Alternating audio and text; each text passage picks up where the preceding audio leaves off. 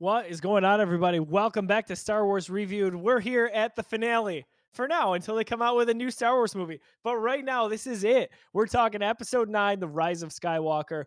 This is awesome. All four of us got together. We watched this one in person. Tim never saw it until we sat down and watched this movie together. He stayed mostly spoiler free over the last 2.5 years. It was quite the feat. We're going to get into all of it today, as we always do. We're going to talk box office, our opinions on the film, how we thought this wrapped up the Skywalker saga, etc. And of course, spoilers galore. I'm Josiah Leroy. With me today, Mr. Baba Yaga, John Fick. Ready to talk some episode 9? I will say that watching this movie with you guys was the closest I've had to like a theater-like experience from home ever. Like it felt like going to the premiere of a movie with our group of friends and like watching it again. So we'll talk about like how many times we've seen this, but I have not seen this movie very many times, and I haven't seen it in a very long time. So to watch it again with you guys in person was pretty fun. It was quite the experience. It was awesome. We talked about on the last episode of Hello There, which is our Kenobi show, how awesome John's sound system is. My goodness gracious. Better than any theater I've ever been to in my entire life. Tim Talbot, ready to talk some episode 9 now that you've had about 24 hours to let this stew? I still don't think that was enough time, if I'm being honest here. There's a lot to take in, but I definitely have better thoughts than I did last night. So It's a lot to unpack. Yeah. That is for sure. We've got some good stories ahead.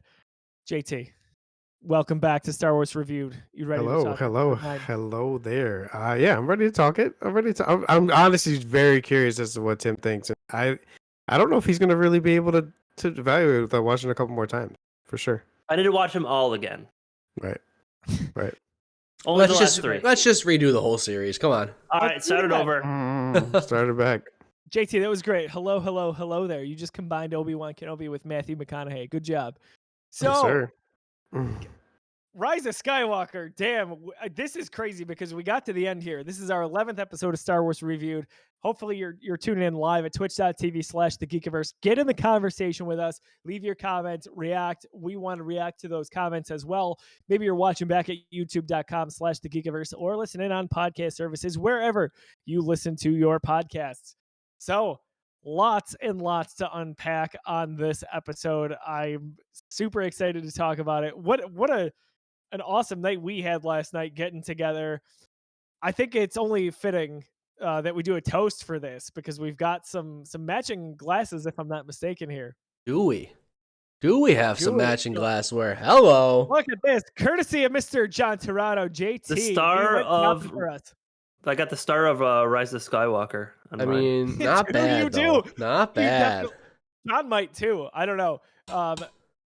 Good stuff. So if you're listening, JT got us matching glasses from The Empire Strikes Back 1980 Burger King glasses. These are legit. They're in good shape. So, and what are we doing? Drinking some nice brewskis out. This is one of those things where it's like, I appreciate this gift. This is like one of the most thoughtful, awesome gifts I've ever gotten. Mm-hmm. But now I have to have them all. Damn it! Like you just cost me a lot of money, JT, because I want them all now. Do you know what? Do you know why I love this? I mean, yes, you're right, John, and that it's very thoughtful. But to me, it's like the four of us each have one of them. It's cool. Like, it's cool. A special thing. It is for sure. Tim throws the frisbee at mine. But other than that, it's gonna be really cool. Don't put it in the range of a frisbee. Oh, guys, you're making me blush. Stop. Yeah, it was awesome. No, it's really awesome. No, it's awesome. I'm glad you guys liked it. I honestly think I enjoyed more watching it with my friends and at John's house than I probably would have liked watching it in the theater. That's how awesome yesterday was. So. That's fair. Yeah. That was fun. That was a good time. It was great. We had a good time. We're gonna go through everything. The series here, whether it's MCU reviewed or Star Wars reviewed, we want to just give a quick shout out to 26 Shirts. 26shirts.com. What do? They raise money for community. They raise it for people in need, individuals in need, charities, you name it. Proceeds from every sale. They sell t-shirts. They sell Bill's Mafia, Buffalo Sabres, geek theme, whether that's Star Wars or Marvel. Proceeds of every sale go to those individuals. To date, they have raised over $1.4 million that have gone directly to the charities, individuals, and families in need. I am rocking the newest one here. We've got the Buffalo Iron Man shirt, which is actually glow in the dark. Oh my gosh, Del Reed, you've outdone yourself yet again. Good stuff. Again, 26shirts.com. All right, guys, give us the 101 if you can wrap it up succinctly. because we're going to dive deep into this. John, thoughts on episode 9? Rise of Skywalker. What an interesting movie. It's packed, man. Like, it is such a fast movie. Like, we all know that there was a very clear pivot, from the reception of the Last Jedi. We've got the return of J.J. Abrams here. Like, they're clearly pushing a narrative that most people would agree wasn't the original narrative, and they're getting it done quickly, right? So we've got Palpatine back.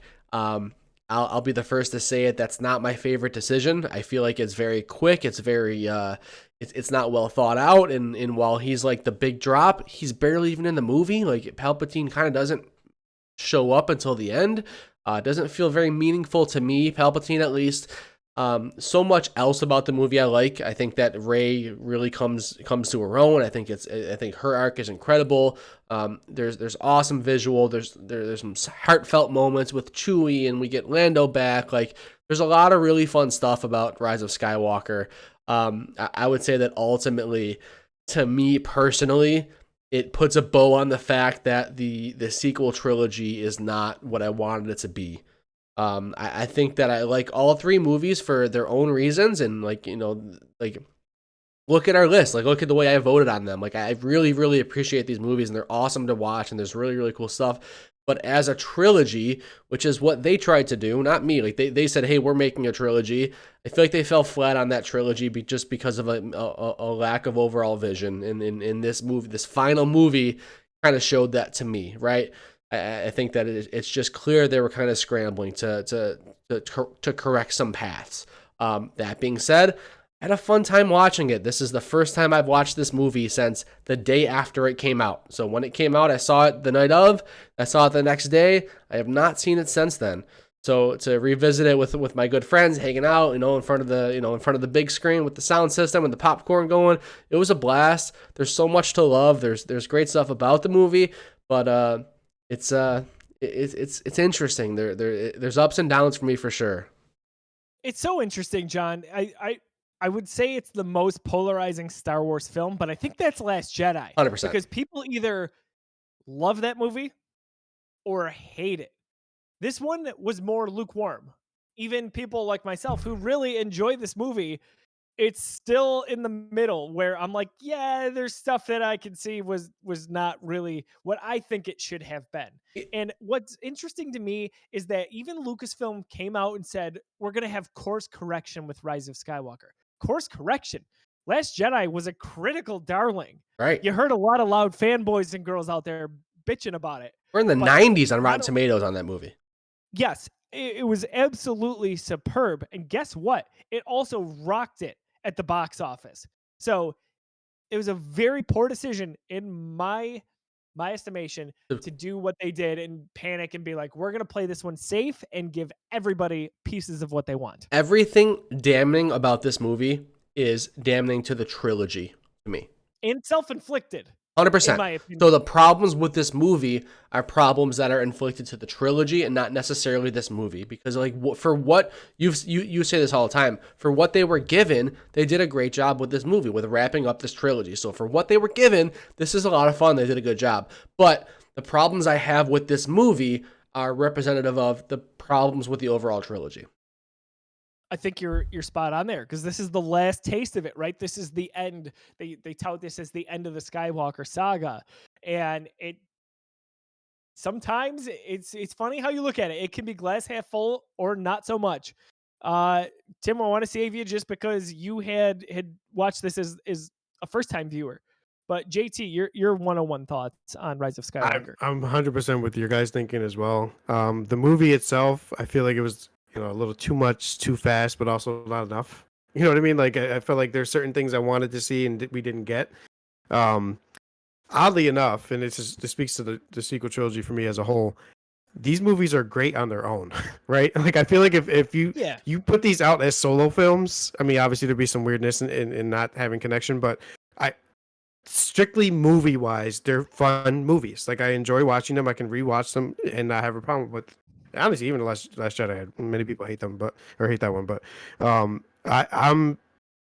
love them individually. But then when, like John said, when you connect them all, it just I don't know where the disconnect was. Was it with writers? Was it with Disney as a whole? Was it were they scared they weren't going to profit? They're going to profit regardless, right? So for me, I'm not sure where the misdirection was, but you clearly see it within the plot of the first, second, well, seventh, eighth, and ninth movie. Did it close out the Skywalker saga right? I guess. I mean, we got to see some Skywalkers. I mean, and we got Rey to end up being one at the end of it, but it. I'm just not. I'll give my ranking where I think it should go. Obviously, towards the end of this, but it was fun. It's so funny. Fun. It's very fun, but Me, not enough. There's so much to like for me about this movie.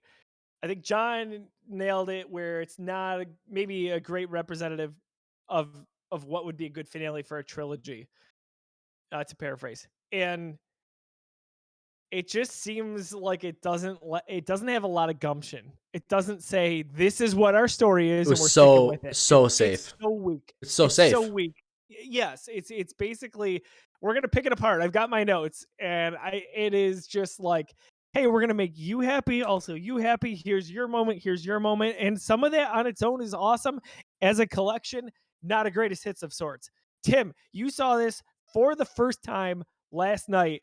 What spoilers did you avoid? I kind of, there were moments where I knew there were reveals in the movie and you looked at me and I just kind of was like, oh, you didn't know that happened. Yeah, I really had no idea. So I really stayed true. I was off of Twitter this whole time before when this movie came out, so I didn't see any of the spoilers on it. And I had a feeling, I saw some memes of, hey, you know, no one, like Palpatine not dying. It's actually funny. I saw a spoiler today for it.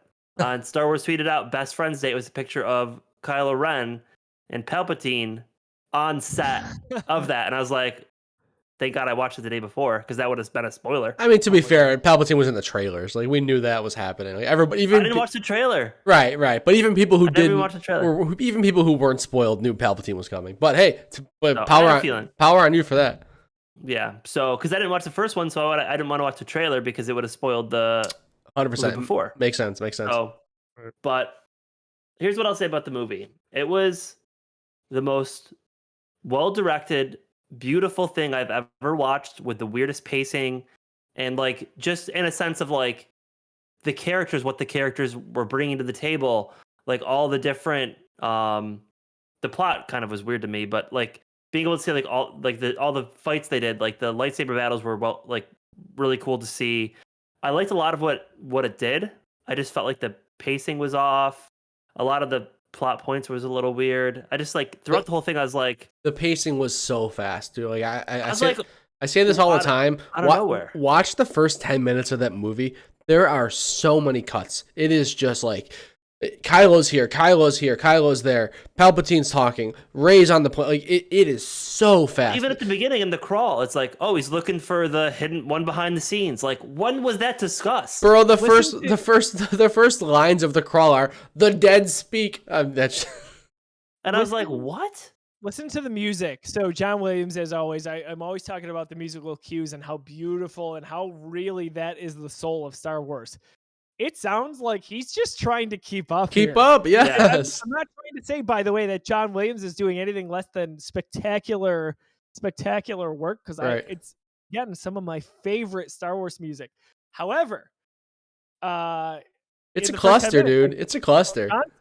It's listen to the strings that are playing when Kylo Ren is going all over the place. It's real quick, and then you get to Rey on the planet Kef Bir, which is basically Endor 2.0, and she's running, and it's Rey's theme, but it's fast. So fast. Yeah. The Falcon running through that little like ice area, and what's playing? Palpatine's theme, but an expedited Palpatine's theme. So even John Williams is basically like, oh my gosh, what are we doing with this? It goes and goes and goes. It really does.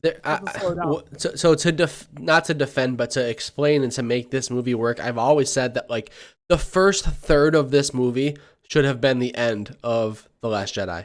Like we should have gotten the so if this was the original plan, which I will never believe it was, right? Whatever. But so say it was, say this was the plan all along. Palpatine's coming in the next movie. We should have gotten the Palpatine reveal in the last movie. We should have gotten a little bit of Kylo's like journey to that Wayfinder. Like we should have gotten some of that at the end of The Last Jedi to make this movie freaking work, man, because we had so much given to us in the beginning of it. So, like, information overload. Like, we just rewrote the plot of this trilogy in the first 10 minutes. Like, it's now about the Emperor again. It's about this Wayfinder, and, like, That's the story. None of this mattered in the first two movies, right? Yeah. I feel like it's one of those things where when I saw it, it was like, obviously when we ended the movie, I had a lot of mixed thoughts. I was trying to digest everything. And after we were done watching it, I kind of thought to myself, I feel like they were given the script of the movie and it was like, hey, this is what we're doing.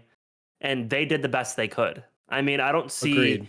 if you get that, like, I don't see what else they could have done. They did it as good as they could have with what they were given. That's what I mean, directed and like, I think. and Right. again, like if you take out of some weird plot points, like again, what they were given, I get the story. Like I get where they were going. I get what the point of it all was. It's just like that would have had to been a 4 or 5 hour movie to get to like what you needed out. It spoils It spoils some of the potential of what this trilogy could have been, and I think what a lot of us wanted from this trilogy, right? Like the story makes sense. It adds up. There's no plot holes. It's not like a bad story. Like it adds up, but it's not what we were expecting / maybe wanting from this trilogy after, episodes 7 and 8. And I think the other part of it too is they add so much new stuff. The force healing, basically they're jumping like in the fight scene with Kylo Ren and Rey. Like I know that they should be able to do that, but that's the first time we see them like doing long ass jumps everywhere. Like, she can jump from the back of what was she on when she was on his ship? She leaps out and she like flies. But I know you should be able to do that because of the force, but no one's really ever done that before. You know what I mean? Like I feel like they're just introducing a lot of the new stuff that the Jedi should be able to do that's talked about in like the books and the lore, and I feel like this is the first time you're seeing it on screen. Yeah, Tim, you're right, but at the same time, like episode 7 and episode 8 introduce new force stuff constantly. Right, agreed. So 100% agree. I don't know if it's totally egregious, but yeah, I didn't have a problem with that stuff. But... I didn't have a problem. I'm just saying, like, that's new stuff to me. Like, as a first-time viewer of the movie, I thought, like, well, this is like a big step from before. Mm-hmm. You know what I mean? Sure. So my quick 101 on this is I think it's actually a pretty good movie, especially if it's a standalone.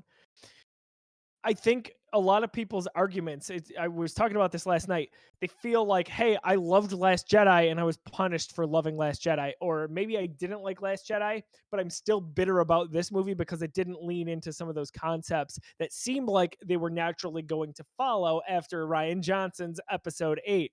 To me, this actually did a really good job of continuing stuff from Last Jedi while also calling back to some of the themes that were, I don't want to say retconned, but given the 180 from Force Awakens to Last Jedi. Most prominently, I don't care what anyone says, is Rey's parentage. That was teased. It was heavy in Force Awakens, even the trailers leading up to it. Rian Johnson didn't want to take it that way. So guess what? That's Kathleen Kennedy's problem. She let him do that. She let him take it away while leaving it a little bit open. Right. So that whoever was going to direct episode 9, it was Colin Trevorrow at the time, sounded like he was going to lean into some of Rian Johnson's stuff. That's her fault. And they played it safe. I think there was probably, we'll never know, but where there's smoke, there's fire. We heard a lot of things. Where there's a lot of control from Disney and the Lucasfilm group on the story here, I don't think J.J. Abrams had total control, kind of like he did in Force Awakens, to do what he wanted to do. And that's where this feels a little disjointed. So it's hard to sell this movie on people who were already not fans of either 7 or 8. Just saying. Yeah, it is what it is. It is what it is. So I enjoyed it though. We're going to get into box office numbers in just a second. In a moment after that, we're going to watch the trailer together, the first trailer, which was an exciting time. I remember exactly where I was. Can't wait to talk about that. Guys, who's on the Steelbook case for this movie?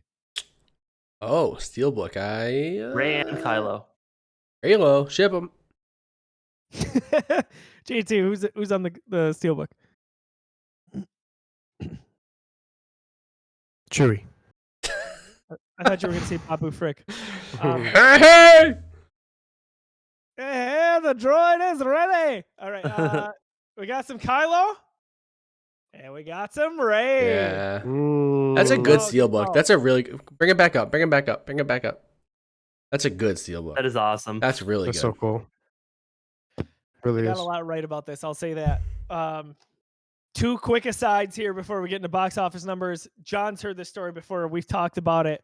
The Geekiverse had an awesome run up to Rise of Skywalker. Got a friend who was a part of the Geekiverse who had a friend, a contact that I'm not going to talk about specifically, worked for a marketing agency in New York City. In February 2019, the movie comes out in December 2019. I get a text from my friend here who says, I have something I need to show you, but you cannot show anyone. Can't show Lauren, like literally anyone. And I'm like, oh boy, it's Star Wars. What do we got here? They send me what ends up being one of the posters for promotion for episode 9. And I'm like, that's legit? That's real? He's like, it's 100% real. I go, so what's I'm just seeing this? And he goes, no, you're not just seeing it. You can leak it. I was like, what? Is this how this works?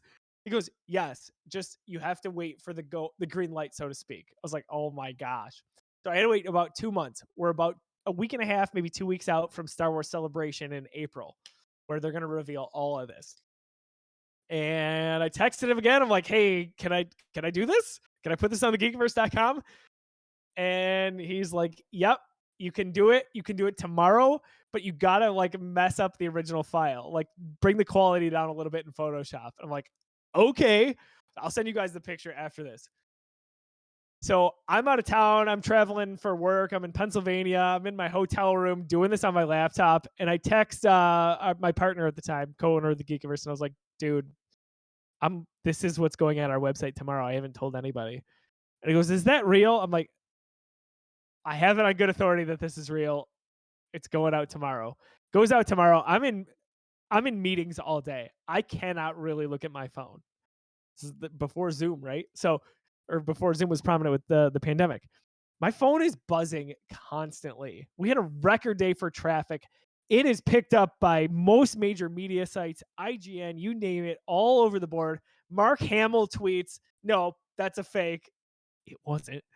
And I'm contacted by a few like big Star Wars websites to talk about it. I ended up getting on, oh my gosh, makingstarwars.net, who's not affiliated with Lucasfilm. I get on to talk on their podcast. They're in California. It was 3 a.m. I set my alarm to basically be a part of this podcast. It was crazy. Anyway, long story short, it was all real. A few months later, that's a poster you could buy at Target. Fast forward to the release of this movie, the second part of this. My same friend, unbelievable. The week that this is about to come out, I've already got tickets for opening night. I've got tickets for the next night. I'm ready to go. He texts me on Monday and he goes, are you free Wednesday to go see a certain movie that's about to come out? I go, shut up. He goes, I can't tell you what the movie is. All I can tell you is I've got a friend who's got a friend and it's a hookup. You can go see this movie. And I was like, I will do whatever. He's like, you got to drive. It's 2 hours away. I'm like, okay, Easy. let's do it. Part of me is wondering if I'm getting pranked, by the way. So I go with him. I get there. We're walking into the theater. It says Jumanji. That was the movie that it said was playing. I get in the theater. It was Rise of Skywalker. I got to see this movie before basically it got into theaters for preview night. And I was allowed to put out a review that same night. It was unbelievable. So for me personally, as a lifelong fan of Star Wars, this was all super special. It was really cool to be able to actually throw it out there as a result of the Geekiverse. But dude, like how cool is that? I could not believe it. Super lucky. That's something I know I went off on a tangent here, but I wanted to talk about it. Been dying to. Go I'm ahead. so curious on your view. There you go, John. That's a poster. That's awesome. My I'm so- view on the movie. I'm so curious because I feel like a lot of times when people do reviews, you have other preconceived notions. You talk to your friends, like that was just you. I'm so Yeah. curious on like what you're alone. No one saw it yet. It's only you. You get out, you write your review. I'm so curious on what you thought about it. If I it was rated different because it like you have the experience of like you went there, you got to see it earlier. You had this whole thing before. Like, did that change your perspective on it at the time? It was absolutely bonkers. So I don't know that it changed my perspective. It's a good point. I ranked it very high, not as high as I did Force Awakens and Last Jedi. But I went to the theater the next night. I literally told nobody but Lauren that it was happening. So when I got home that Wednesday night, it was super late. It was like 1 a.m. And I was just on cloud 9, ironically. And she's like, how was it? Oh, it was pretty good. It was pretty good. Part of it was the excitement. Yeah. But the next night, so while I was there at that showing that was not supposed to be a thing, I bought popcorn in what was like a TIE fighter bucket. It was pretty epic. And I brought it to the theater the next night, just kind of being a jerk. And my sister goes, "Where did you get that?" And I was like, "Oh, I went to see Jumanji last night, and they were selling this a night early." She goes, "Okay, weird, but great." So I'm sitting in the theater. I've got my row of 10 like I normally do. And I'm struggling so hard not to look at people, not to give away things, because as stuff is about to happen that I know is about to happen, I have a propensity to look at people. Like I was looking at Tim last night and different things and trying not to. After we get out of the theater, it's our crew, right? Some of the Geekiverse people, my sister, my parents, all of it. I get in a huddle basically, and I'm like, "Guys, I have something to tell you." Everyone leans in real quick, like, "Oh, what's up?" I go, "I saw this movie last night." Everyone freaking lost their minds. They're like, "Oh my gosh." And my sister's like, "I knew you had the TIE fighter bucket for a reason." So anyway, I digress. Box office numbers here. What do you guys think this movie did in terms of numbers? Throw some numbers out there at me. 1.1 billion. I would say 1.3. JT. 1.2. Oh, come on. That's safe. We got 1,074,000,000. All right, so Tim wins. That's 2 in a row. Is it? Steelbook and Nobody's, this one. nobody's Ooh. keeping score. all right, I'm leaving. I'm good for the night. I'm good. I won. All right, that's fine. That's fine. Mhm. Pretty good, right? Like $1 billion was like the expectation, I think. Yeah. Nothing out of the ordinary here. We talked about it. I think it was one of $7 billion movies for Disney in that year, including Endgame. Sheesh. John, do you want to cue up the trailer? Yeah, we got it ready. You guys got it up? I'm Yes, pulling sir. up as we speak. All good? All right, go ahead and play it. I'm ready.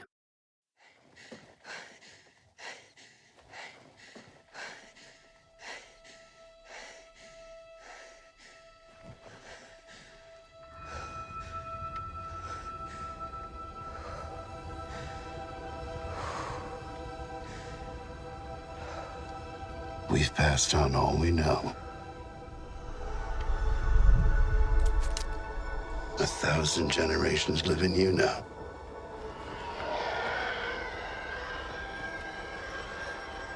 But this is your fight.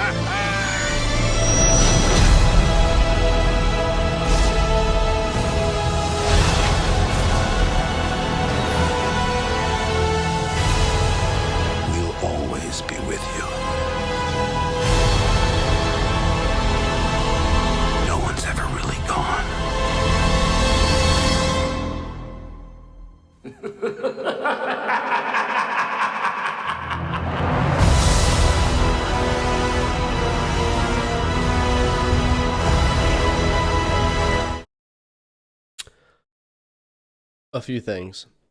Say what you will about this trilogy. Some of the best trailers in the industry. But also, I remember this trailer dropped. If I'm not mistaken, it was Star Wars Celebration when they dropped this trailer. So we didn't even have a title for the movie yet. We certainly did not know that Palpatine was coming back. We just knew there was another, the next Star Wars movie was coming, and this was being live streamed. I remember being at work. It was like right after lunch break, and like me and my boss at the time, who was a huge Star Wars fan, we're just watching this like on our phones, and we're like, are they gonna drop like the next Star Wars trailer? And they do, and it was just the trailer, so much hype, and then the title treatment, Rise of Skywalker, what, and then the Palpatine laugh, like. Some of the biggest hype I've ever experienced in terms of trailers was just right there. John, they nailed this. And so funny thing about that, it's April 2019. I'm in Maryland at the time, and you and I were texting back and forth. Oh, dude, yeah, we sure were. Right after this drop. So Lauren was speaking at a conference. I had Daisy, who was about 7 months old at the time, sleeping on our bed. And I'm watching everything that's going on there, and I am just typing away my thoughts and articles for the Geekiverse. Jedi Fallen Order, the trailer dropped for that on the same day as well, if I'm not mistaken, or the next day. But that was also the day that I found out John also had a similar feeling towards Episode 7 that I did. So there was a lot going on there, but I remember exactly where I was and what I was typing up when this dropped. And the Palpatine thing, are you kidding me? I know, we could talk about how it was executed, but damn, the reveal. Yeah, I mean, the reveal is just, absolute, like 10 out of 10 hype.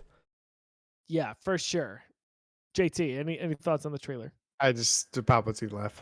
I watched it and I called everybody I usually watch it, and I freaked out. I was like so hyped for it, and obviously we watch it. Certain opinions are there, but I mean the Palpatine laugh 100%.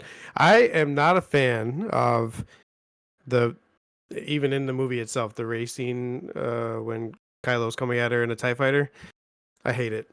It's probably my least favorite scene in all the sequel trilogies. Oh, I love it so much. That's okay. It's not just either way. I didn't like it in the trailer, and I definitely didn't like it in the movie. So, but yeah, Palpatine popping up was extreme hype. But I thought maybe some semblance of a Force Ghost was coming, or for first time seeing a Sith Force Ghost, basically. But we ended up being a little different. But just the hype itself was insane. I'll never forget it. Tim, thoughts on the trailer? I've never seen it, so it's my first time ever watching it. So, and I think I'm saying that a lot, that I haven't been spoiled. I truly mean that I have not seen that trailer, been spoiled by anything. And I enjoyed it. I'm kind of the similar boat with JT. I almost felt like that scene was, hey, let's be cool to be cool kind of thing. So I liked it. I just didn't love it, I guess. It felt a little bit of an overkill to me, but I liked the trailer. I thought it was good. I was surprised they showed as much of that scene as they did. That was the whole first 30 seconds was a whole scene of the movie. They kind of stopped it at a good part, I think, but I liked it. I did like it. I thought it built a good suspense, and then having the end where he's laughing, I thought it was a good, hey, this is where we're going kind of thing. So the interesting symmetry there for the trailer, for what it's worth, is they say every saga has a legend, every trilogy, something like that. Every trilogy has a legend. Where I'm going with that is they're showing Kylo Ren's TIE fighter speed along. It is almost shot for shot. Every saga has a beginning, showing Anakin's pod racer for Phantom Menace's trailer. So of course, right, that's what they're doing there. The line with Luke where he says no one's ever really gone, meaning Han when he's talking to Leia in the last episode, but then it ties it into Palpatine where no one's ever really gone. Holy crap. Unbelievable to me. This is a fun discussion. How many times have you seen it, John? 2 or 3? 3. Yeah. So like I said, I watched this movie the day it came out. Obviously, I was pre-ordered tickets, ready to go night 1, and then I watched it and I bought my tickets immediately for the next day to go see it. And it just happened to be where I didn't go see it again in theaters, and life happened and Marvel movies came out and a lot of hype happened and we got Mandalorian and so much stuff happened. I just never revisited this movie. I just, it put a bow on the Skywalker saga. I saw it twice when it first came out. So yeah, it's been what, 3 years, right? 3 years since I've seen this movie. Last night was the first time since then. So yeah, 3 times for me. That's a lot. There was a lot going on right around that time, like you said. JT, how many times?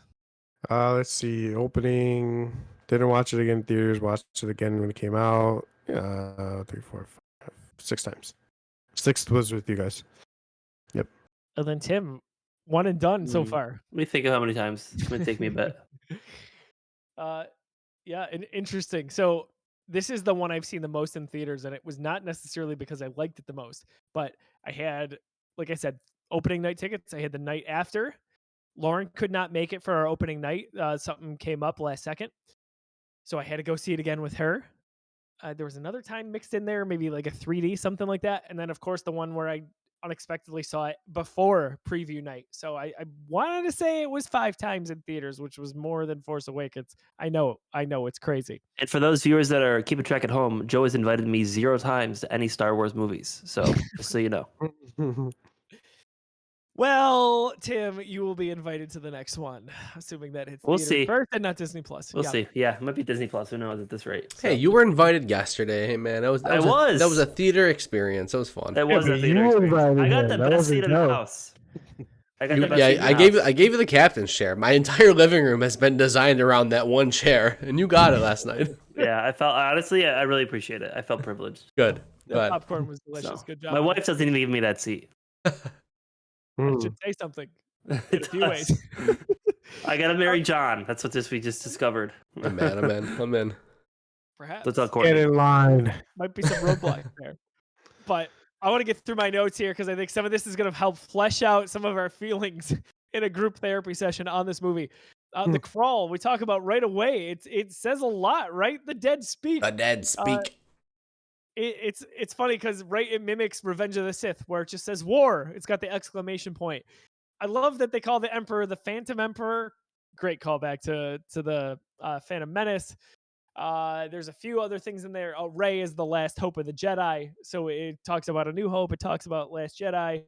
It talks about revenge. So it uses all these key words from just about every Star Wars movie. Doesn't say clone, but of course, Attack of the Clone. Am I right, Tim? Yep. Kylo Ren on Mustafar right away.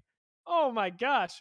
Now we don't know it's Mustafar when he's there because as we talked about last night, Star Wars typically does a good job of showing you and not telling you why things are the way they are.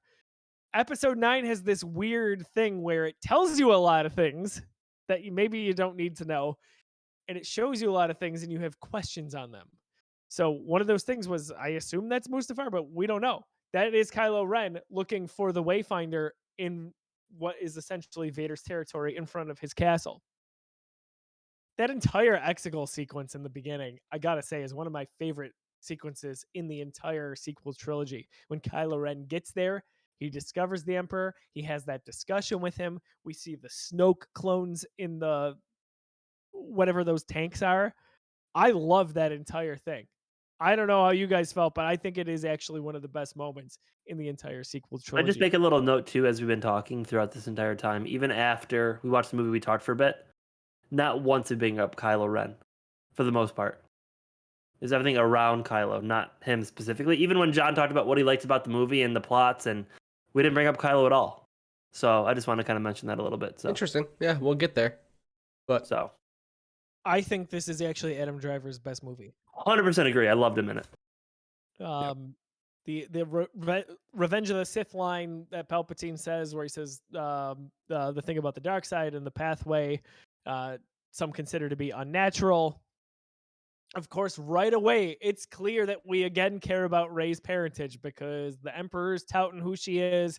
Kylo says, "Who is she?" And then, of course, it cuts off, right? It's like, oh my gosh, we're right back where we were at the end of Force Awakens. That guy, Bulio, who is the spy for the Resistance that's giving Finn and Poe the intel that I mentioned, is voiced by Mark Hamill. How did you guys feel the Carrie Fisher stuff was handled with General Leia throughout this movie? I felt it was handled fine, like from a respect and like a like the way to do it. It stood out to me incredibly, and it always does. Like those scenes like are very unnatural to me. To quote a great Sith Lord, it just feels like, hey, this is what we have. How can we construct dialogue around this? And every time I watch it, I'm like, yeah, they created this conversation based on that piece of dialogue, and it's not doing it for me. Yeah. I don't know what the answer is. It's a terrible situation to be in. Like, do you kill her off screen, or do you write her off some way? Like, I don't know what the answer is, but it stands out. It's respectful. She's portrayed very well. Obviously, like there's nothing wrong or offensive about it, but the scenes in which she, her stuff is pulled from those outtakes from The Force Awakens, it stands out to me. It is hard to, again, we can say on one hand, hey, they did a great job with the hand they were dealt. On the flip side, you're right. It sticks out like a sore thumb. Anytime Daisy Ridley is in a scene with her, it's clear that she's filling in a lot of extra dialogue that feels forced. And how many times can they pass that lightsaber back and forth? Yeah. Right? Right. It's like 3 times. Dude, yeah. Like, come on. So for what it's worth, it felt like, again, you nailed it. Respectful. Good job. I think this was the happy medium because I didn't want to have her killed off screen. If there was one moment I was really upset in Last Jedi, it's that they didn't take the opportunity to kill her off there. Right. And easier said than done. Right. And again, that wasn't the plan. Like she was supposed to be like a big part of the third movie, and like her untimely death was too late to go back and to change that stuff. It wouldn't have made much sense for the movie, and reshoots would have had to happen and stuff like that. So it's unfortunate. Yeah, I think feel that from emotional side too. I didn't feel like it hit me as hard as it should have. Right. Right. I just think they almost wanted. It was almost guaranteed we were going to get Kylo and Leia facing each other face to face, right? Like that would have been a little more emotional for me. Yeah, right in front of each other. But I don't know.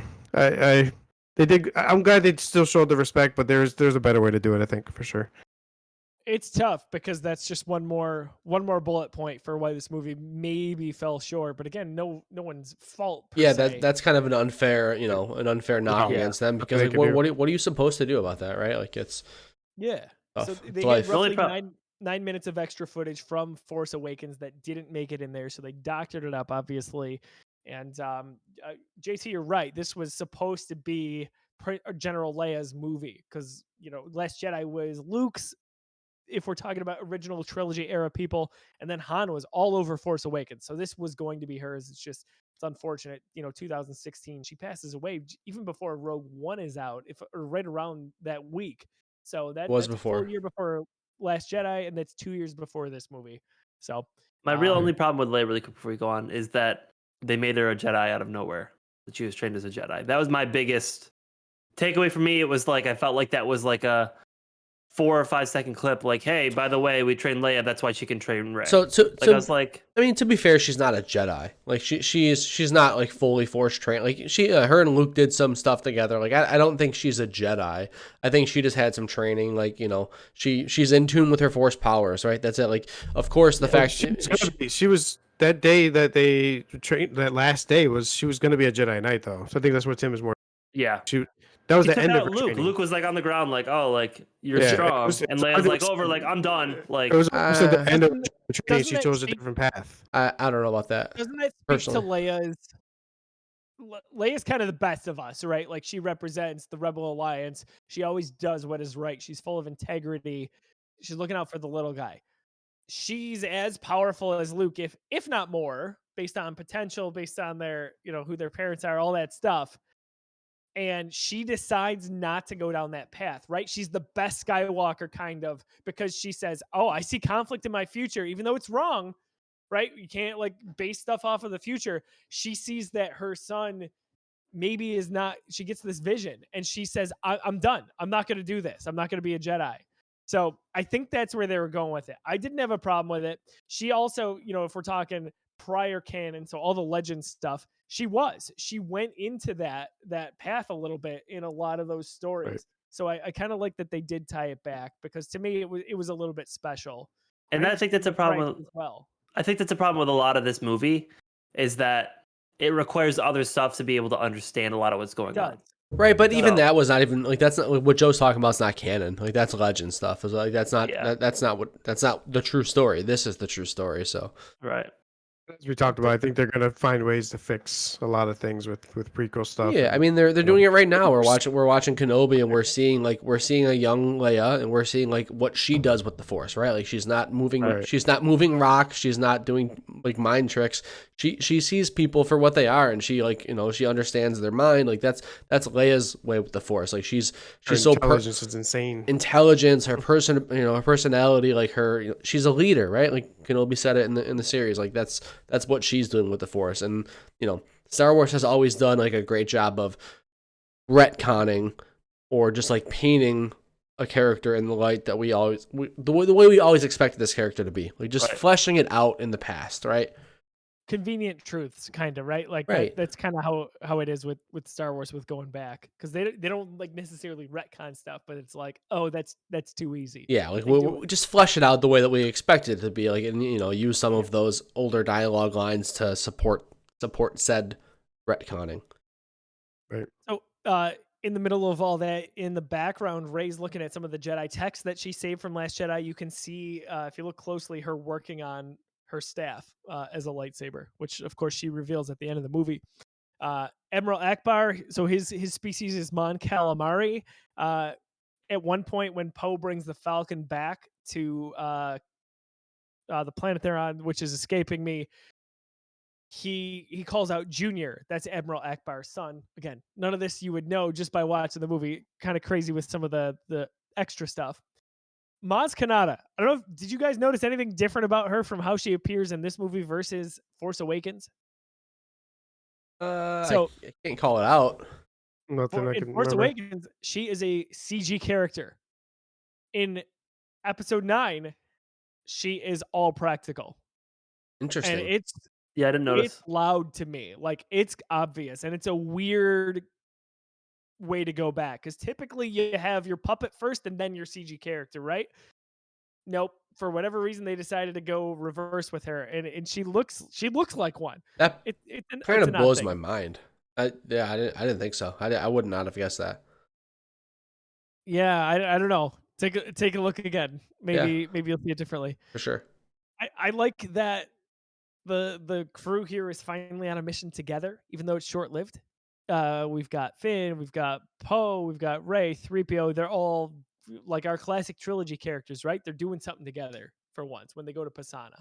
Right. To that point though, I feel like I love that crew just as much as the original trilogy crew too. They do such a good they job. wrote them so well together. They do such a good job at kind of bouncing off each other in different ways, just as the original trilogy crew did. It's the only we don't have, I think, a Luke personality per se. I don't think Rey is really like Luke in that sense. Nobody really is, right? But they still found a way to make it really cool, and we love Rey for her. She's my favorite character for sure. But yeah, so that's Good stuff.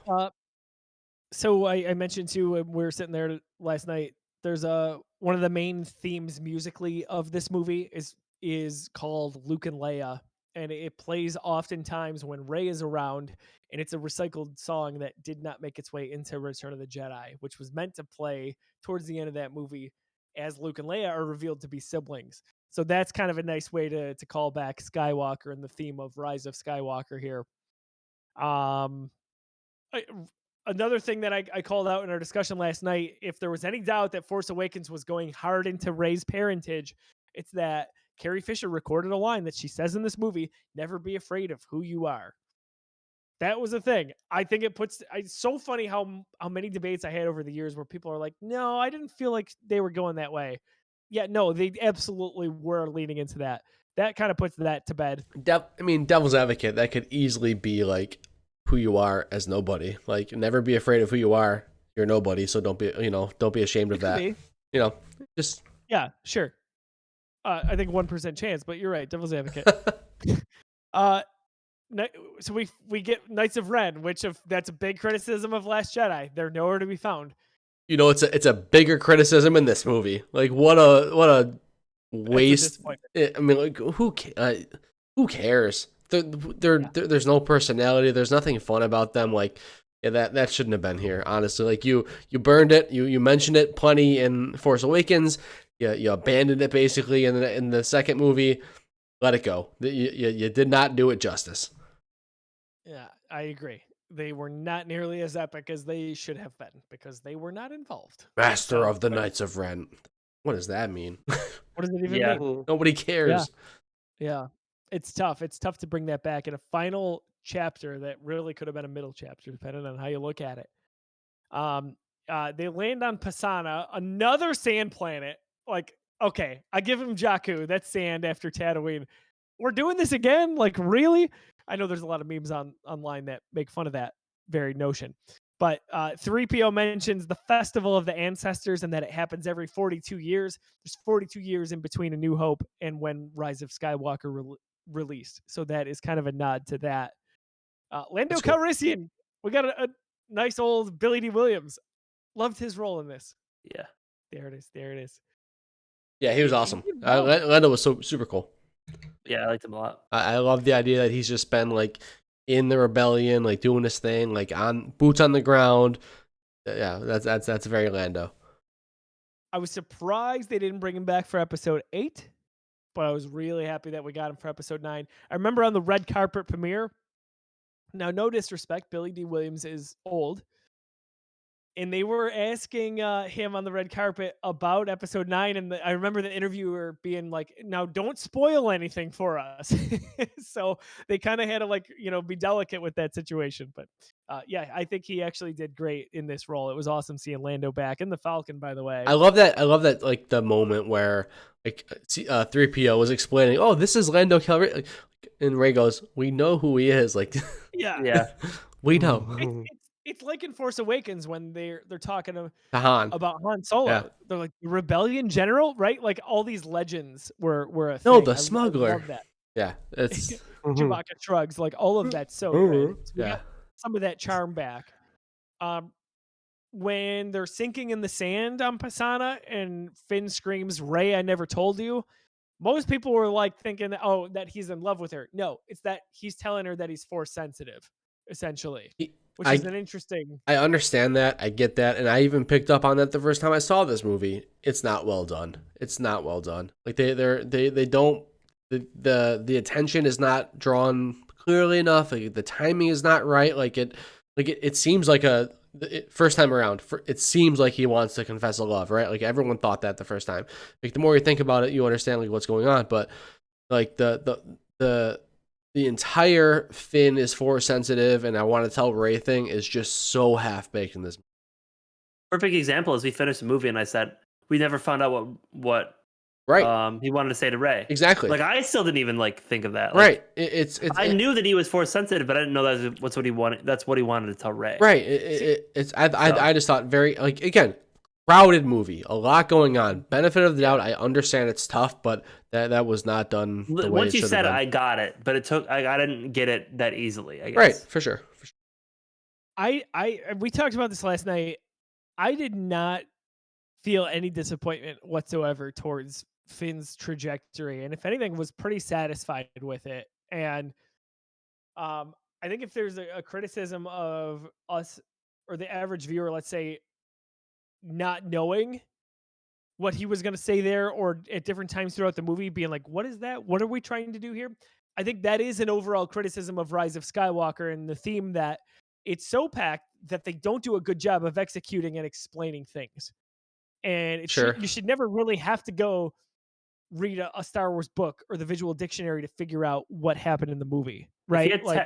If he had 10 minutes more of screen time, I'd have felt way different. See, I don't feel like that at all. Which is crazy. I don't feel like that either. The other way, I feel like 10 minutes would not have been enough. I feel like I think they ran just like a little. Just give me like a little more. Like I feel like at all. No, it had to go. It had to go in a different direction. You know, like I guess what at the end of this movie, what did you want from Finn? at the end of I don't this know what else they movie. could have done. But that's Ray not and the Kylo Ren are the people, right. Like, But that's not the question I'm asking. Like you set Finn up differently in The Force Awakens, and that's the problem, right? So How, in though? I'd agree with that. Again. I'd agree with that. 100%. That's how I feel. he was definitely meant to be more of a star of the movie and a Force user. I just think he was supposed to be more main focused and more involved.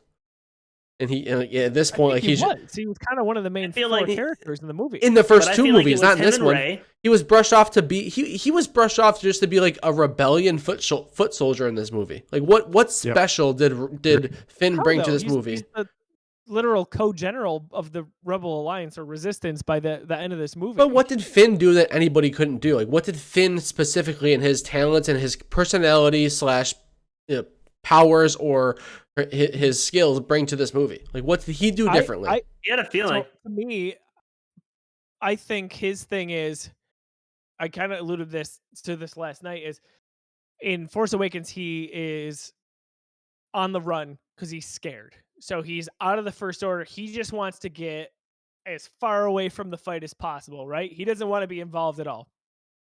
Maybe he circles back. Maybe not. He definitely does in the last third of that movie. He definitely does in the last third of that movie. There's no maybe about it.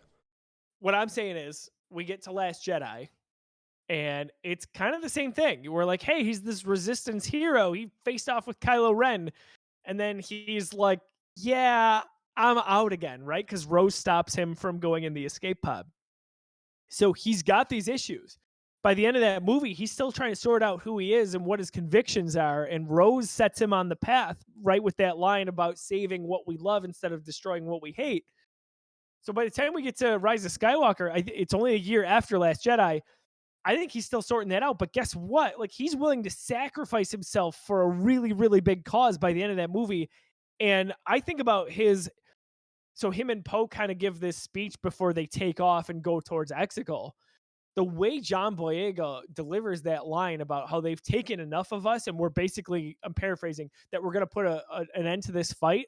That's where I get goosebumps, is when I'm like, oh, you've got the wild card here, convinced. You've got Finn on your side. And I feel like there was such character growth there. So I don't know, like, are you going to also make him a Jedi in this movie? Like, I don't know. I never felt like it was lacking. I would have liked them to make him a Jedi throughout the trilogy as a whole. I mean, maybe in Last Jedi give a little more, and then give all the rest of it in Rise of Skywalker. Where does your disappointment kick is my question, because it's not after episode 7. I don't think it's after episode 8. It's just by the time we get to episode 9, and then you feel like he's a background character. I would have loved dialogue, specifically him saying I'm Force sensitive. Like, not us just saying, oh, well, he's having a feeling. I got it. He's got a Peter tingle, basically. Like, it's not enough for me. Come on, it's Star Wars. What are you're just having a feeling? Come on. My thought on it is, I feel like in the first 2 episodes of this trilogy, it was about him and Rey, and I feel like he was just as important as Rey was. And now, like, it was Rey and him, and obviously Kylo Ren was, I feel like, the main 3 characters of the story. And then Poe was like the secondary character that was still involved in their whole group. Then it became Rey and Kylo Ren, and now he just kind of got jumbled in with Poe, and they became a duo. Which, again, I'm not complaining that I don't think that, like, shouldn't have been like that. I'm just saying, like, hey, maybe I want a little more. I don't know what I wanted. I just maybe wanted more. Yeah, he quickly became a boots on the ground Resistance fighter without much special going on. Quickly, I mean that's I guess that's my opinion. And Joe, you brought it up. You brought up his relationship with Rose. Say what you want about that. There's a lot of people that dislike it. You can go, read the terrible freaking fan reviews about it. But where is that in this movie? Where is Finn? That is insane. That's more of a criticism on Rose or their execution of Rose than it is of Finn. I disagrry. That's a relationship. It's part of Finn's story, though. That's Finn's story. Like me saying, like, that something with Rey and Kylo was just one of their faults. Like, it's both. But Finn gets a hell of a lot of screen time as a prominent character, and Rose is clearly the one that's sidelined to me. Oh, she's totally sidelined for sure. Sure, but where, like, if I imagine Colin Trevorrow has the keys to episode 9, it's not like that. I think she's on that mission with them, or whatever mission. But she exists to be like a compliment to Finn, right? Like, so I just think there's a lot missing. I think if I'm being honest, I felt like they were going more the route when he met the other the girl that was also a stormtrooper. I thought like, hey, Rose is out of the picture now. This new girl's in, Right. and like that's kind of I felt like a little bit for a little And while. they didn't And then do at the that end, he's either. like, and at the end he's hugging Rose again. At the end, like, hey, I miss you, and I'm like, well, like, What's the story here? Yeah, what's up? We Yeah. clearly Yeah. see that the movie is just focused on Rey's kind of total And development. I get it because they don't have enough And, like, time to do anything else but that. 100%. Like, and They I don't think they didn't do him justice. I think they gave him the story he should have. I just think that they could have gave him more of a story I don't on think they gave his enough. end too. Yeah. I think they should have get more. I Yeah. mean, we got Poe's Kajimi stuff, right? Like Yeah. we get Rey's everything in the movie, and I then think it's for him, possible I feel like not I much think else. it's possible for me to like agree with everything Joe's saying, but also feel like, hey, maybe I also wanted more. You know For what I sure. mean? That's That's what kind I'm of like saying, where like, I'm at. and that's fine. Obviously, there's no wrong answer there. I'm just trying to articulate what you guys were looking for, and that's fine at the end of the day because it's all No, opinion. it's not based. fine. I don't care about your opinion on Star Wars, Joe. Really, you said you liked it, but okay, that's I'm great. just kidding. Yeah, I think if I think about Rose specifically, definitely not Finn from my point of view. Rose is like the poster child for the stupid, irrational Last Jedi fear that Lucasfilm Yes. had, where it was like, oh my gosh, we gotta just put her to the side.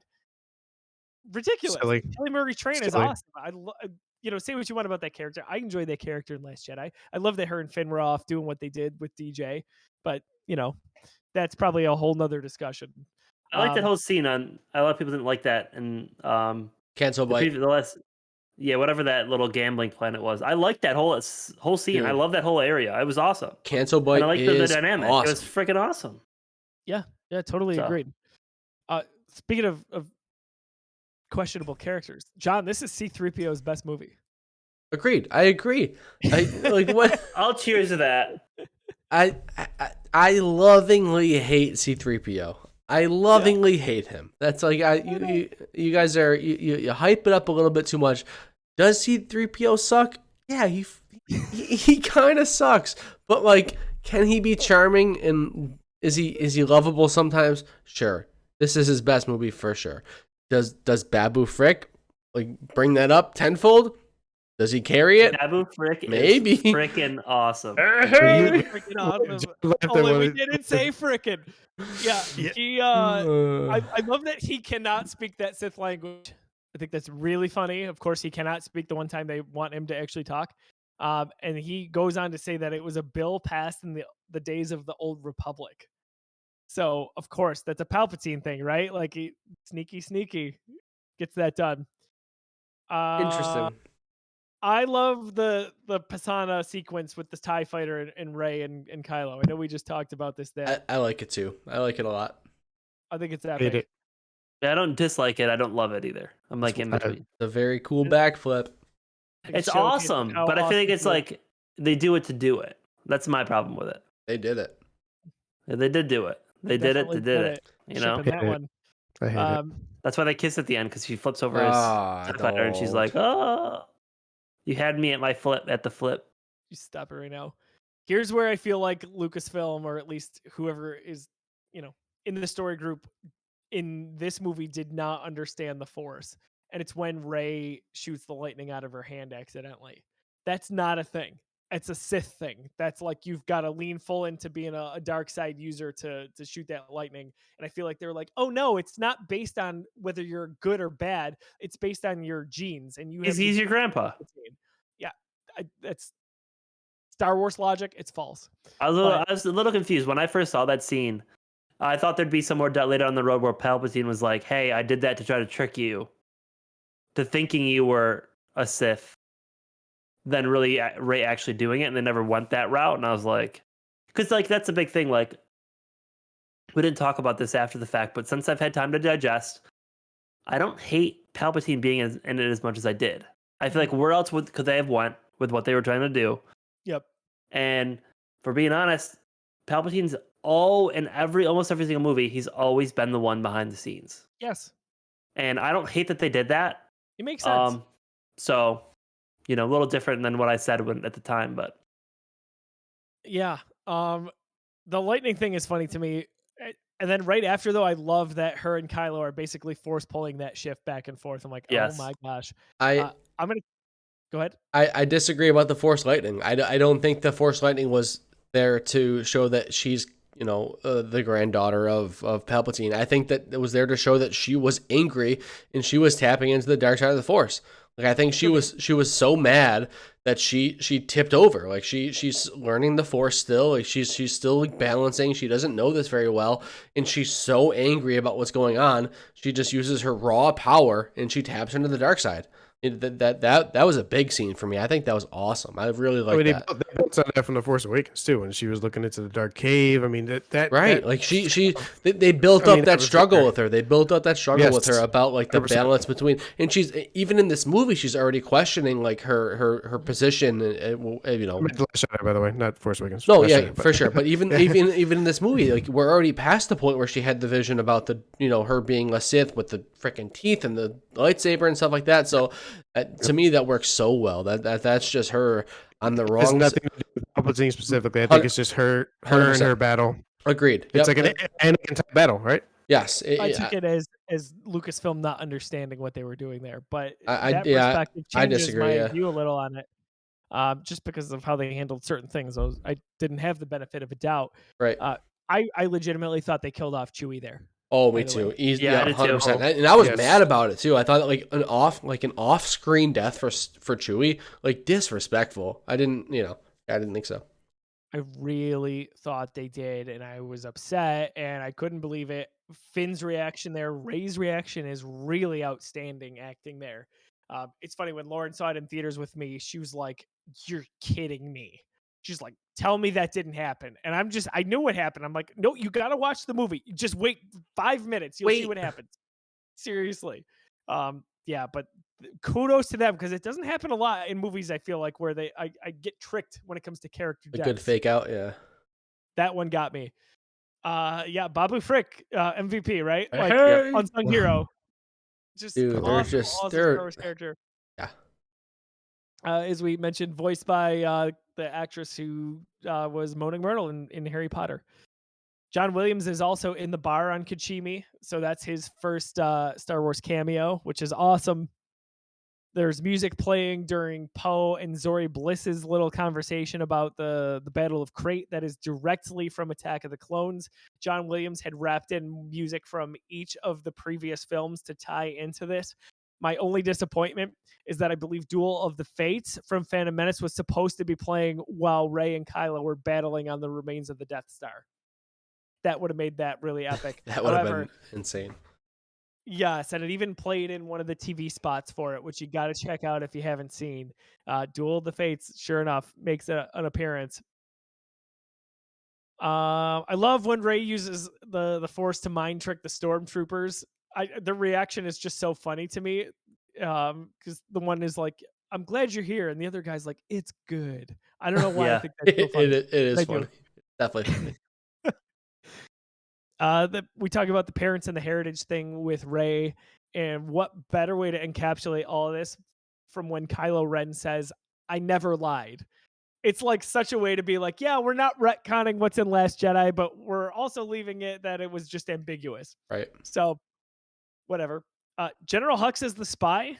Tim, you mentioned that. I get it. You had an opinion on that. Yeah, I get it. I understand.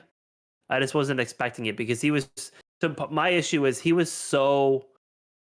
When I first saw him in the first part of the trilogy, he was so passionate about the First Order and everything that it was like he just threw everything away for revenge on Kylo Ren, but like he was throwing away the entire First Order. Like, to me, like that was a little off character a little bit, because I get that you can not like Kylo Ren and still want to support the First Order, and I just felt like he's like, hey, I don't give a shit anymore. I just want Kylo Ren to lose. Like, yeah, that's a tough one for me. I think Hux was a really cool character. He was built up so well in The Force Awakens, and like you see it in The Last Jedi, he starts to sway. They give you that comedic relief. The opening sequence, like there's that comedy.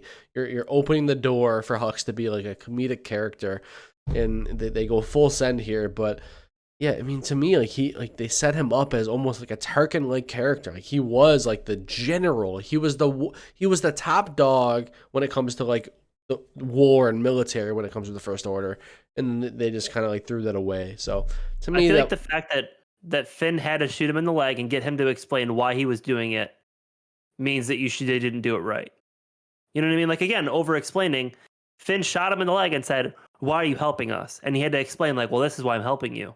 Right. Yeah. Like, just it to was kind of correct the character. You know what I mean? Again, they're telling, not showing. Yes, like that's the best way to have Hux kind of arc be better is just have him be that guy to talk to Palpatine, because he hates, like, talking about, I'm doing this because I hate Kylo. How about you go to Palpatine when Kylo's no longer the guy that goes to Palpatine? You know what I mean? I can't remember the general that when they spoke to Palpatine before they went to Exegol. yeah. General I, Hyde. yeah. Is that what it was? I would have loved Hux to be that. Like, That- totally don't even use that guy at all. Hux take the spot and call it a day. Pride's such a random character to plug in here. Agreed. Yeah. To me. Right. Well played, but Right. So Jannah, we talked about the character that was the former stormtrooper that Finn connects with.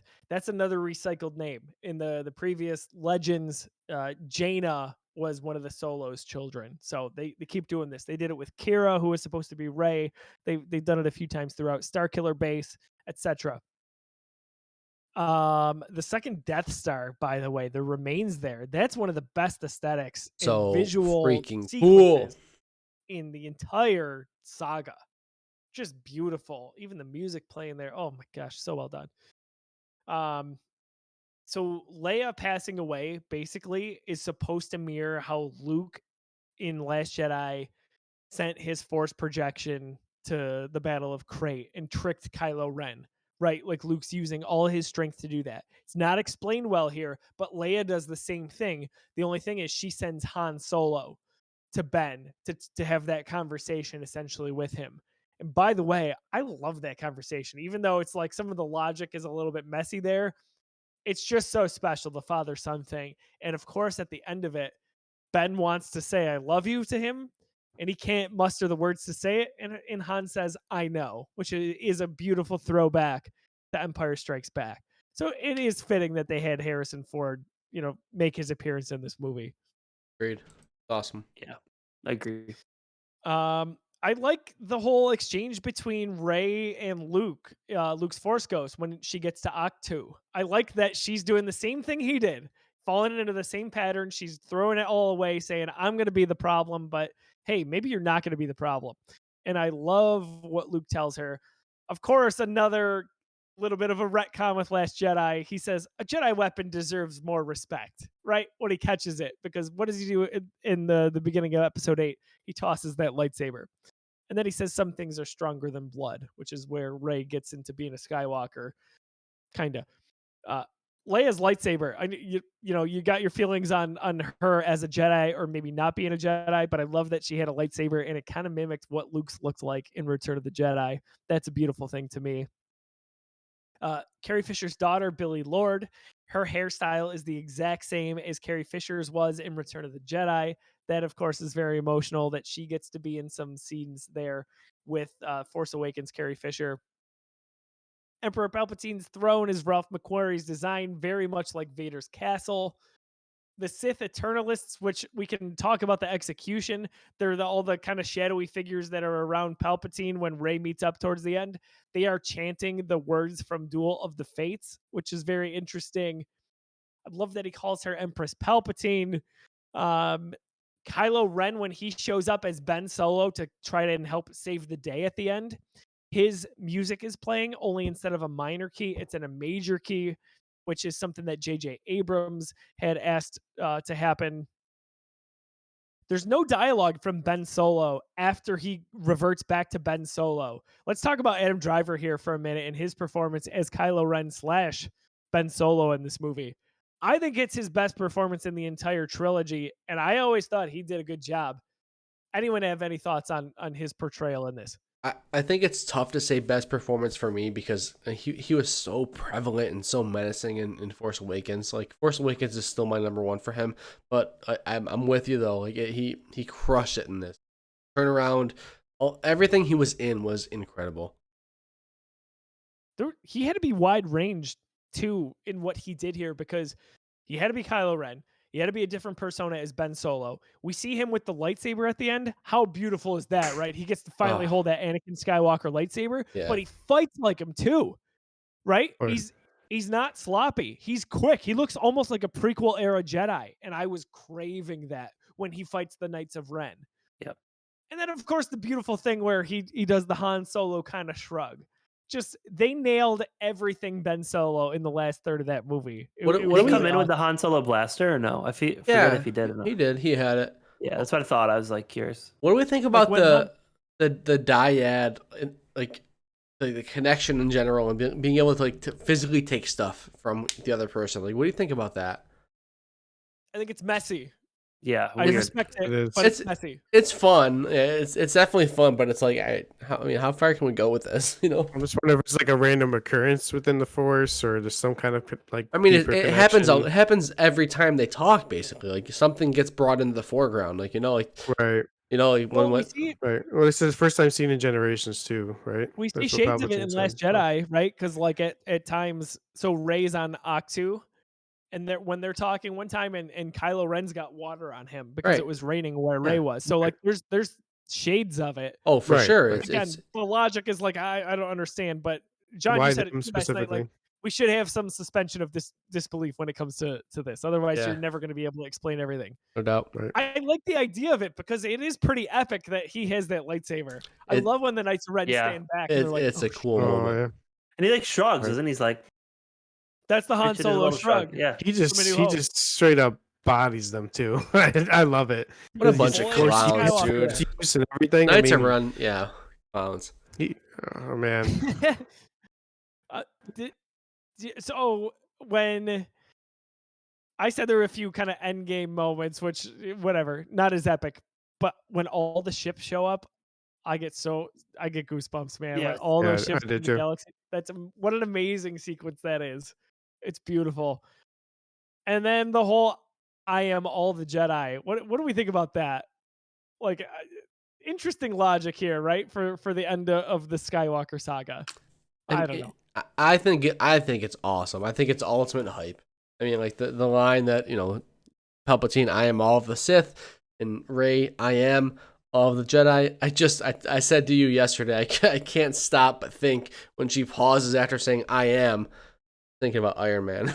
I cannot. Yeah. Like, right, like it's just an so endgame moment, yeah. it's too on the nose. Like we're everybody who's a freaking Star Wars fan is a Marvel fan. Like we've all seen Endgame already. So when she goes, "I am," I'm just thinking Iron Man, and I get chills. Right. Just like I get chills thinking about that. So it was a cool moment. Like Yeah. it was the right response to that moment. But it a little derivative. It I came think- out 9 months after Endgame. Yeah, Like We- it's we- right there. we weren't just ready. saw it. Oh, yeah. We weren't ready. I think. Listen. Oh, go ahead, JT. Oh no, just real quick, because it was right before that when speaking of John's like sound system, when Palpatine shot the lightning up, I got goosebumps. I don't know why. It was just such a perfect It was cool. It was awesome. scene. I love that scene. I love Palpatine. So like where we ever Palpatine being the focus again, but that specific scene, for some reason, I was like, oh shit! I felt like my hair's going up and everything. It was awesome. That showed the true power, because I know we talked jokingly and half What jokingly. kind of power? whatever. True power or unlimited power? And literally speaking to that scene, Unlimited power. I just looked over to Joe though, and I said, Ray killed Palpatine how Mace Windu almost did. Interesting. Very interesting. Just saying. He could have beat that ass. But what Mace I'd say had it. about all the It's all Jedi Anakin's thing, I fault. feel like that was kind of. I feel like you need to say that because it almost, by bringing Palpatine back, it almost made me feel like all the stuff prior was like, what Luke did didn't matter, and I feel like them doing that was like, hey, it didn't matter. Yeah. You got to this point because of what Luke did. Right, for sure. And that's kind of how I felt about that. So I guess it's more so execution with Palpatine. Like if we got signs of him in The Last Jedi, I'd be okay with it. It's just when of the execution is So the problem quick. I have. So quick. People come back in Star Wars all the time, so I'm not too mad about him in general coming back. How they went about it was my biggest issue. I mean, totally. Like we found out in a trailer, the man's. I mean, come on, that shouldn't really be the case. We should get that Right, like in you the said, John, I movie. think, in the movie itself, in the prior, or just maybe if they give little trinkets of it throughout 7 and 8. I don't know. Agreed. just- Agreed. Kind of odd how they did it for sure. We get a quick glimpse of Wedge Antilles. Dennis Lawson plays that character. Dennis Lawson is the uncle of Ewan McGregor. Did you guys know this, by the way, that in episode 2 of Kenobi, he's on, oh my gosh, that planet. Anyway, he goes up to that girl and she's basically trying to sell him drugs. Oh, it's Got his you? daughter. It's Ewan McGregor's daughter. So now we've Yep. got 3 generations of that family in Oh, these wow. movies. Awesome. Awesome. Sure. And Dayu. Dayu, thank you. You see the Ghost also in from Rebels, which is their ship that is Yep. in the final sequence there. And then I love that Leia waits. So her body waits until Ben passes into the Force, and then her body ends up going. It's Yeah. almost like she's waiting for him. She's That's still such a part. beautiful- She's still a part of him. Yeah, that was really touching for me. And then really the only other thing I wanted to mention, the very, very end, I think we all love the yellow lightsaber Yes. with Rey. Mm, We haven't seen a Yes. yellow lightsaber on screen ever. Pretty awesome. Just like in Mandalorian, we never saw a white lightsaber until we got Ahsoka. So we're starting to see these awesome things happen. We think it's a double-bladed lightsaber because it's her staff that she's had throughout the 3 movies, which is epic. We've never seen where someone makes something existing into a lightsaber. But how do we feel? Let's close it out here on Rey saying that she is Rey Skywalker. I love it. Yeah, I like it too. Yeah, it makes so much sense. Like Leia, so in 2 different ways, Leia and Luke were her parents, right? Like they're brother and sister. So obviously that doesn't track perfectly, but like I mean, she hasn't had a father and a mother figure, right? Like she in her adult life, Leia and Luke were the ones, and she is very clearly a very talented Jedi. So like it just makes so much sense. She is. We'll call them Skywalker. godparents. So I'm going with the Godparents. Skywalker thing, but one last point for the whole. I would have liked Rey to not be a Jedi. I What? would have. So, honestly, for me personally, with how they led, with how Luke kind of wanted the Jedi to end, I'm not like that was to an extreme. But I would. You guys ever watch Sons of Anarchy? No. No. This is random. Okay, well, Probably there's everyone something will know called. that you're referencing this. so. Well, there's something called Nomad, right? It's just someone that's part of the general good part of the Force in this sense, right? And I don't like I just wanted the Jedi to be done after this, like no, because in my opinion, the Jedi are more as controversial as the Sith.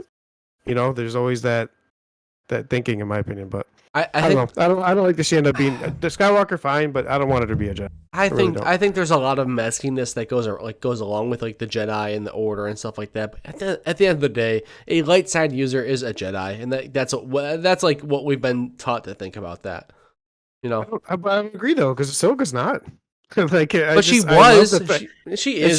She and is and was. But she left the order because she's not a fan of them and their ultimatums, right? Like that. I love people, light side users that aren't Jedi. Like the Jedi Order clearly has a lot of issues. Their cockiness is the reason why they fell apart in the first place. But I mean, like, I'm in to explore that, but like Ahsoka is the only example of that. right. Well, as far as Orla what? Jareni, you haven't really read the book, but she's an example too. She's the wayfinder kind of person where she left Right. the order because she didn't believe the order, But and she's not she's a the one but, with the double sided lightsaber, but she's light side. She's but still like she's not light side though. Like she's a bounty hunter and she's like out for her own good. but she's not Right. doing bad things. But Jedi she's- are supposed to be selfless, right? Right, like that's part of it. she's there. But again, that's the order. That's the part of the order talking, Right. Maybe. and the order doesn't exist anymore. So I'm not about the order. I'll put it that way. Like Okay. Luke making Grogu choose, right? Like that. Sith are supposed to do that. I don't know. That's my thing. That's definitely a discussion we could oh, really tear For into. sure. For sure. I'm all I don't know up. that I agree, but I Did you don't believe in the mind order? I like the Rey Skywalker stuff because that's kind of what I wanted all along, which is funny to say. But that is the ultimate way of them saying we're gonna please everybody here. You know, Yeah. for sure. She has this stupid, ridiculous forced kiss with Kylo Ren, and we're Ugh. still gonna call her a lightsaber. Yeah, or a Skywalker. That is just, oh my gosh, just that was the moment in the movie where I'm like, all right, we jumped the shark here. Got it. All right, that's it. Favorite non-title character. So let's just say any character. Favorite character in this movie, performance-wise, John. Oh man, you gotta come back to me. I gotta think. JT. Them. I'm going first. It's easy for me. Ray for me. And a big part of that is the only thing in this entire movie that sticks with me the entire freaking time. The double-sided lightsaber when she fights the dark side of herself is, to me, and I'll just tell it out. That's the scene of all scenes for me. The scene that I love the most. It's that. It's Fans so the wanted that concept, so bad. Yep. and especially after coming off the books, I was just like, bam, that's it. So, and I just loved. I mean, again, this is a movie about her. I'll take the easy way out. It's like I said, she doesn't have a last name. Change that. Fun fact: you can be Darkseid Rey in Lego Star Wars. It's Ooh, awesome. does she have the double side? Does she have that lightsaber or no? Mm-hmm. Ooh, It is epic. Rey is also my choice for this. JT, go back to you. I'm over reverse. I can't pick. Babu Frick. No, that's too easy. Hey. I mean, you go Kylo Ben, right? That's me. That's mine as well. That's mine as well. Yeah, I mean, Those are 100%. the two. No, John is definitely picking CP3O. C-3PO. C-3PO was actually How did you get it really wrong? funny, but no, but yeah, 100%. I'm all about that Ben transition and coming back to the light side. It was bound to happen, but yeah, I think Adam sure. Driver is out of this world, and he Yeah. nails this role throughout He's the dead. trilogy. He's coming back. I'm calling it. I saw a really crazy theory as to how he's coming back. Some Exegol, weird stuff. Yeah, I don't know. Now that I read it, I want it to happen. Either way. All right, John, we're going the same character. Yeah. For me, it's Kylo. He's the one. He carries this movie in terms of like the consequences, the weight. I think he's the best actor in this trilogy by far. Like not even close. I think he kills it. That moment of the movie. Any one particular You can moment? skip me. I already said. When Kylo beat the hell out of the Knights of Ren, that was awesome to me. I love that. I didn't even think you made the comment of like fighting like Anakin. Now that I think back to that, oh my god, that was. I mean, Driver had to have. It's really fast, right? Like, it's fast. I mean, his ability to click into the Force, because you figure, as a Sith, he had a real hard connection to the Force, but he still brought those powers over to the light side. You know what I mean? Like he was in tune with all of it, and his skill set was insane. I mean, he does his own choreography, right, Trevor? I'm assuming. I think so. I don't know that. I mean, if he did, then oh my god, that's amazing. There's just so much depth because he's basically acting as all these different sub characters within that one person. Right. John, that moment in the movie for you. One of the first of the movie, and it is Leia. I'm sorry, not Leia.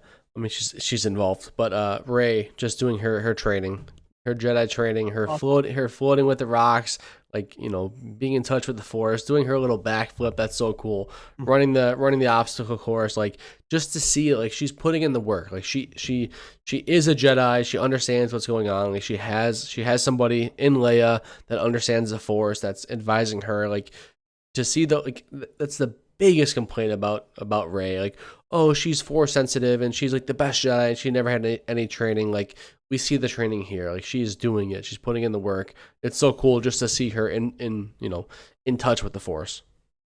Rey just looks like Leia in general, man. Yeah. Seriously. Outsmarts that training droid, right? Right. Yeah. I love. Oh my gosh! Again, on John's sound system, that it's amazing when she tosses the lightsaber, but she has the stick basically, right? And that's how she gets the droid. So awesome. So cool. Great moment. It's funny because when she's first sitting with the rocks, the first thing I thought of is when the one guy was like in Rogue One was like, "I'm one with the Force, and the Force is one with me." When she's like chanting about like all the previous Jedi to like, yeah, that's what I thought of. Yeah, I see that. I like at the end how she's not getting it, and she kind of it's like a teenager. She's like, ugh, they're not with me. I don't know. Good stuff from Daisy Ridley there. I can make a number of moments. I'm gonna pick the whole Exegol sequence in the beginning with Kylo Ren. Man, is that intense. And I could watch that over and over when he discovers the Emperor, that the Emperor tells him he's been every voice he's ever heard inside his head. So you hear Snoke, you hear Vader, and of course you hear Palpatine.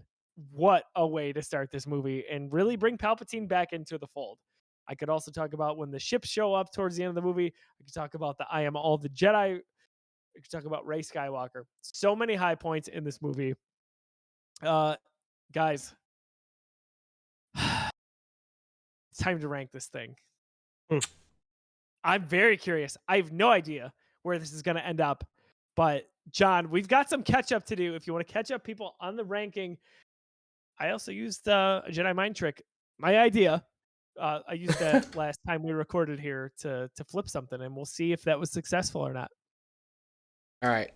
So before any said Jedi mind trick in, changing of rankings, what we have right now is number 1, The Empire Strikes Back. Number 2, Rogue One. Number 3, The Force Awakens. Number 4, The Last Jedi. Number 5, A New Hope. Number 6, Revenge of the Sith. 7, Return of the Jedi. 8, Attack of the Clone. 9, The Phantom Menace. 10, Solo. So 1 spot left. But before we get there, like Josiah teased, he used the Jedi mind trick. He said, hey, I'm not happy with these rankings. I'm not happy with them. So Joe thought maybe, just maybe, I could get The Force Awakens ahead of Rogue One, which, if you remember, was the exact Jedi mind trick that JT used to go the other way. Was Joe successful? Check out twitter.com/thegeekiverse. He sure was. The Force Awakens won that mind trick. I didn't even know that was put up. I know, that was their goal. dude. We did that shit at like 3 in the morning, bro. We were like, dude, all right. I edited this shit. I'm like, don't talk about it. It's up. Don't worry about it. Just let it go. Vote. Just vote. That's what you tried with The Empire Strikes Back, but did not work. No, yeah, we tried our best, and that was never gonna happen. It was never gonna happen. But yeah, so Joe successfully Jedi mind tricked The Force Awakens ahead of Rogue One. Great movies, both great movies. But I don't hate it. Nothing to argue about. Good stuff. Good stuff. I think Solo is super low. Oh my god, that's awful. It's exactly where it needs to be. I know, dude. That is silly. I loved it as a solo movie. It's about to be 11. 11? That's crazy. It's gonna be 11. It's tough because like Solo is good, dude. I love Solo, but I just like all the Star Wars movies better. I think I said, in my defense, I would put it over Phantom Menace, but I didn't win. Right, you lost that. Yeah. 100% over Phantom Menace. Dude, that's as far as I would have won. I would have not won any higher. Bro, if you were to tell me right now, like, all right, John, we're watching a movie. Solo or the Phantom Menace. I'm watching the Phantom Menace every time, dude. Like no chance. Every time I'm watching pod racing and Darth Maul and Qui-Gon Jinn. Every time. You could see Darth Maul and Solo, but I only watch Solo as part of a rewatch, and I like it. It's a good movie. It's a really good movie, but it's. Every time. Maul's in the Phantom Menace for like 30 seconds. Who cares? Darth Maul. He's barely in that freaking movie. I was joking because John's like, I want to see Darth Maul, and he's talking about Phantom Menace. I'm like, well, you could see Darth Maul in Solo as well. Anyway. Yeah. About the same duration. Same amount of time. More dialogue in Solo, actually. He's way too low. I can't. No, it's he does totally ignite his lightsaber. Yeah. Y'all are wild. All right. One more is lightsaber. We're starting at the bottom. We're doing all. This is episode 11. Right. We're doing it. We're doing it all. All right. So Rise of Skywalker. Who here thinks it's better than Solo, a Star Wars story? All of us. We all do. All right. Who thinks it's better than The Phantom Menace? We all do. Who thinks it is better than Attack of the Clones? We all do. Who thinks it is better than Episode 5 or 4? Wait, hold on. 6. 6. Oh boy, 6. Return of the Jedi. This is where it gets dicey. Nope, But it is better than Return of the Jedi. it is not though. It is. So Joe and JT say yes. Tim says no. All on me. People only think about the latter parts of Return of the Jedi, and that's fine. But Rise of Skywalker has more consistent highs despite its flaws.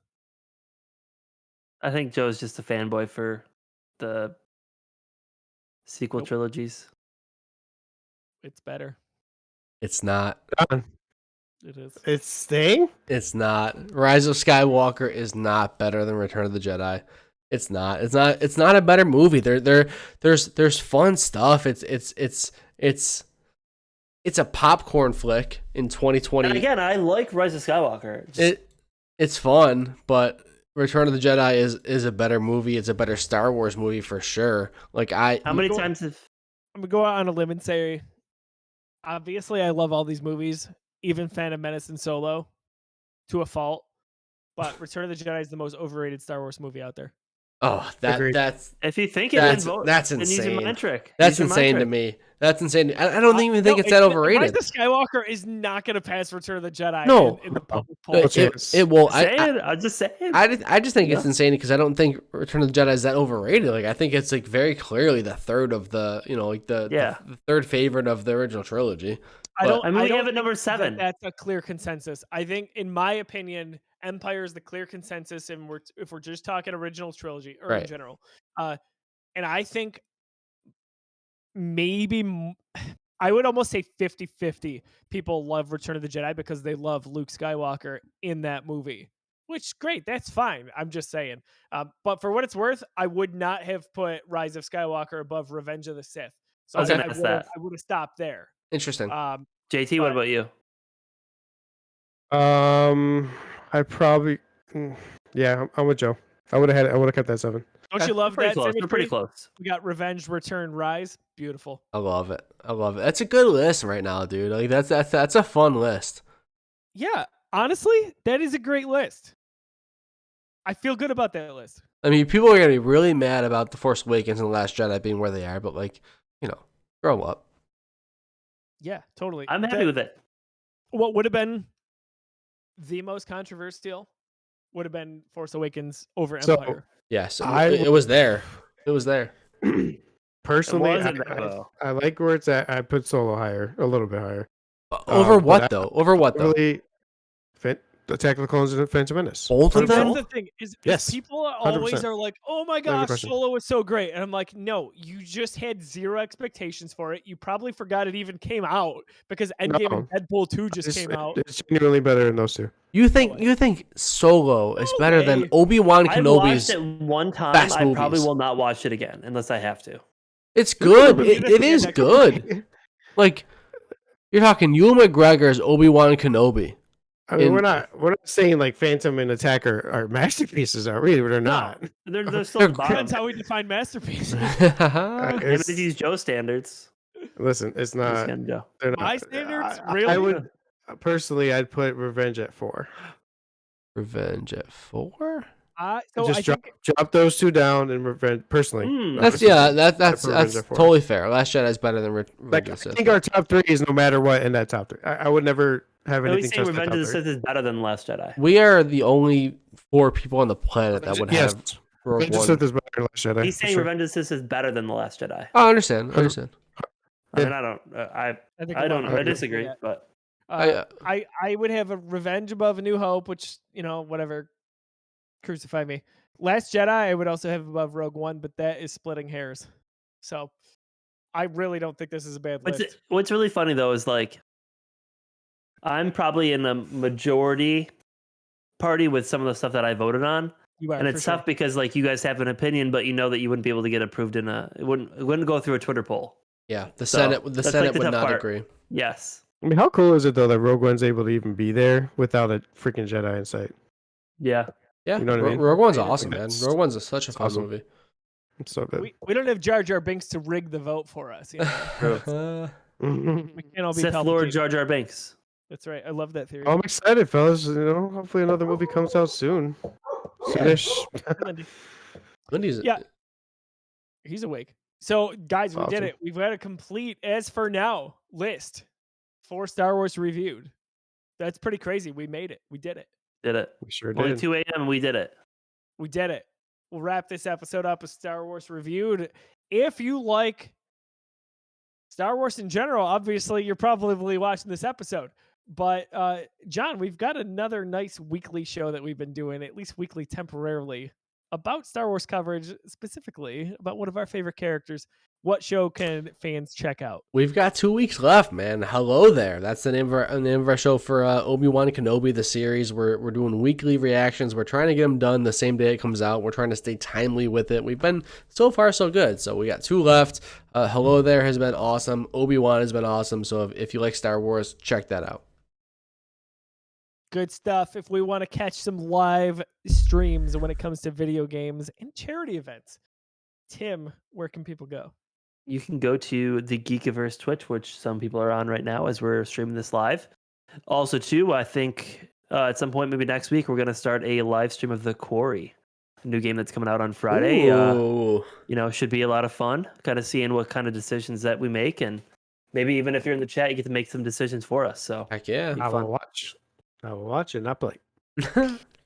That's all we need, JT. Awesome. Well, we want to thank everyone for joining us, whether it was twitch.tv/thegeekiverse, watching on youtube.com/thegeekiverse, or listening on podcast services around the globe. This has been a really fun series. We'll be back whenever Star Wars is back in theaters for the next movie. And you can bet your ass we are going to rank that movie on this list of 11 Star Wars movies. It's kind of crazy. Tell us what we got right. Tell us what we got wrong. We would love to hear from you. Again, the show sponsored by 26shirts.com. Check them out. To date, they've raised over $1.4 million that has gone to beneficiaries, those that need it most in our community. For John, for JT, for Tim, I'm Josiah. We really appreciate you joining us for this series. May the Force be with you. Have a wonderful night.